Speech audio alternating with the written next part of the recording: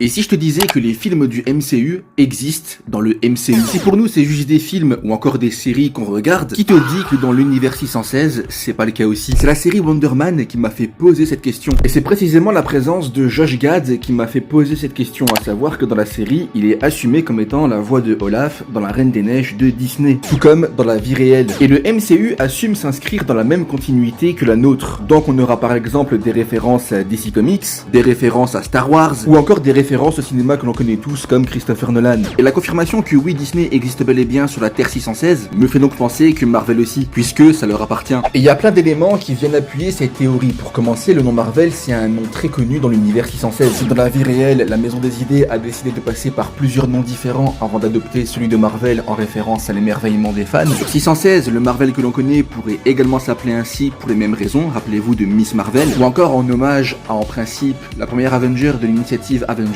Captain Marvel. Ensuite, les Avengers sont devenus un business sur la Terre 616, vendant ainsi des figurines ou encore même des glaces. Rien n'empêche donc de créer des comics sur eux comme on avait vu, même si c'est un autre univers dans le film Logan avec les X-Men, tout comme on a vu dans l'univers des 4 Fantastiques en référence à Stan Lee et Jack Kirby, et par conséquent, des films. Par exemple, Wonder Man dans le MCU, c'est pas une série Disney+, mais c'est un film de Van Kovac, où l'acteur Yahya Abdul-Mateen II devient dans cet univers l'acteur Simon Williams, et idem pour Ben Kingsley devenant Trevor Slattery. Je veux dire, le parallèle avec Ben Kingsley et Trevor Slattery, il est voulu. On parle d'un acteur de renom au cinéma comme au théâtre, mais qui est dans l'ensemble reconnu pour jouer le mandarin. Dans l'univers 828, les 4 Fantastiques sont des stars, et les héros ont même droit à leur série télévisée inspirée de celles qu'on a connues durant les années 60. Et tout ceci prend encore plus de sens avec Rogers de Musical.